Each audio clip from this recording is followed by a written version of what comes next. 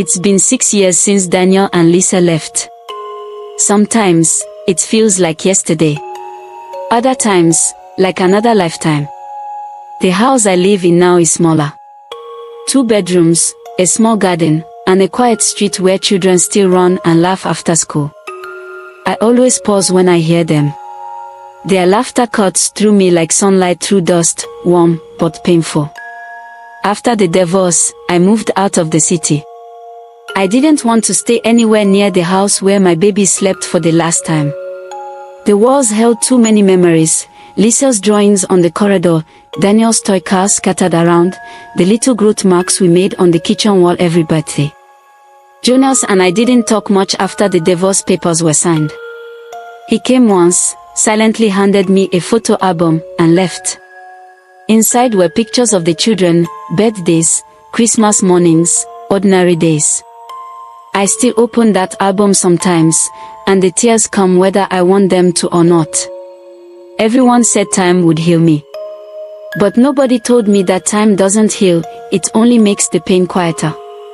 It hides in corners, waiting for certain songs, smells, or faces to pull it out again. For the first few years, I blamed myself completely. If I hadn't gone back after the fight. If I hadn't spoken those hurtful words. If I had trusted him more. Then some nights, I blamed Jonas. If only he had explained things clearly. If only he had not cursed us. If only he had been more patient. The truth is, there's enough blame for both of us. But blame doesn't bring back children. One rainy afternoon, about 2 years ago, I met a woman named Grace. She lost her husband and son in a car crash. I met her at church. She was sitting alone, staring at nothing, just like I used to. We talked after service. That conversation changed something in me. For the first time, I didn't feel alone in my pain. Grace told me, we never stop grieving. We just learn how to live with it without drowning. Her words stayed with me. We started talking every week, sometimes crying together, sometimes laughing over tea. Slowly, I began to live again, not because the pain went away, but because I accepted that it might never leave, and that's okay.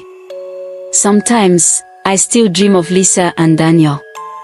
In one dream, they are both wearing white, standing under a big tree, waving. Lisa always says, "Mommy, don't cry. We are fine." And I always wake up crying anyway. I've also made peace, in a way, with Jonas. We spoke last year after a long time. It was awkward at first. We didn't know what to say. Then he asked, "Do you still think about them?" I said, "Every day." He nodded and said softly, "Me too." That was all. But it was enough. I realized we didn't need to stay married to share that love. We are bound forever, not by a ring, but by 2 souls we brought into this world. Now, I keep a small garden behind my house. I plant flowers every year on their birthdays, lilies for Lisa, sunflowers for Daniel. Sometimes, I talk to them. I tell them about my day, the weather, the neighbor's cat that keeps eating my plants. Maybe it's silly, but it brings me peace. If you had met me years ago, you would have met a woman filled with anger and regret. If you meet me now, you will still see the scars, but you also see someone who's learning to breathe again. Pain doesn't end. It just teaches you how to live differently.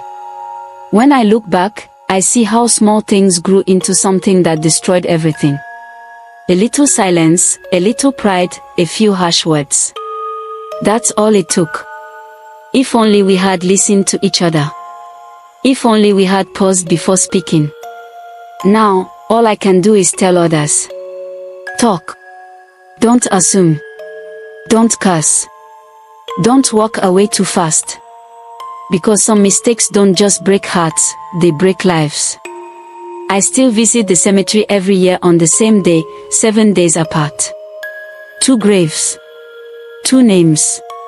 Lisa Jonas. Daniel Jonas. I place flowers there and whisper, "Mommy's here." And in that quiet place, for a few moments, I feel them near again. Not gone. Just waiting, somewhere better. It was a cool Saturday morning when I saw him again. I hadn't planned to. I was at the cemetery, holding a bunch of white lilies and yellow sunflowers, the same flowers I brought every year for Lisa and Daniel.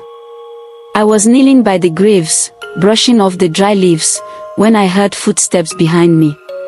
Slow, quiet steps. Something in my heart knew before I turned.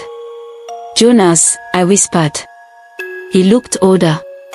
His hair had turned mostly gray, his shoulders slightly bent.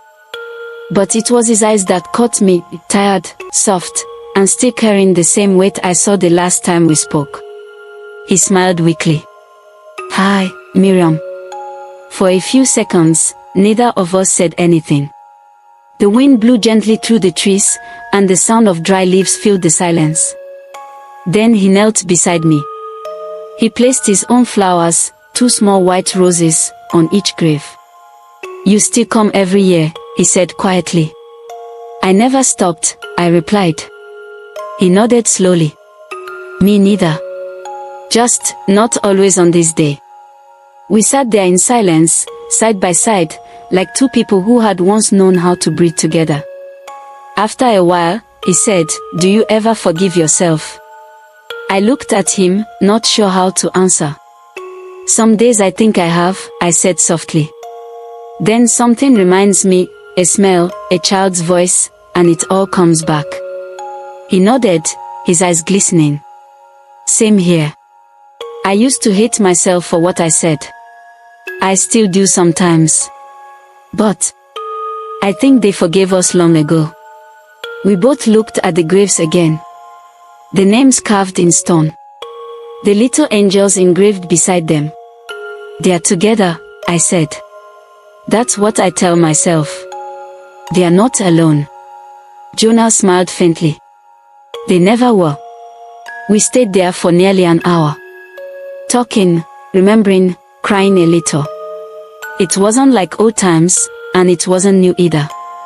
It was something quiet, something that felt like peace finally finding its way through all the noise. Before he left, he turned to me and said, "I'm glad you came back that time, Miriam. Even though everything went wrong, I'm still glad we had those last days as a family." I swallowed hard. "Me too, Jonas." He reached out, hesitated, then gently held my hand. His palm was warm. Familiar. For a moment, it felt like we were those younger versions of ourselves again, tired, imperfect, but still full of love. He squeezed my hand once and then let go. "Take care of yourself," he said softly. "You too." I watched him walk away slowly, the sunlight touching his gray hair. When he disappeared beyond the gates, I turned back to the graves. "I saw your father today," I whispered. "He still loves you both." "We both do." The wind blew again, carrying the smell of earth and flowers. For the first time in many years, I smiled, a real smile. Because in that quiet moment, I felt something shift inside me. The pain was still there, yes. But it was no longer the same kind. It was gentler now. As I stood to leave, I looked up at the sky, wide, calm, and endless, and whispered, "Lisa, Daniel, we are okay now." And for the first time, I truly believed it.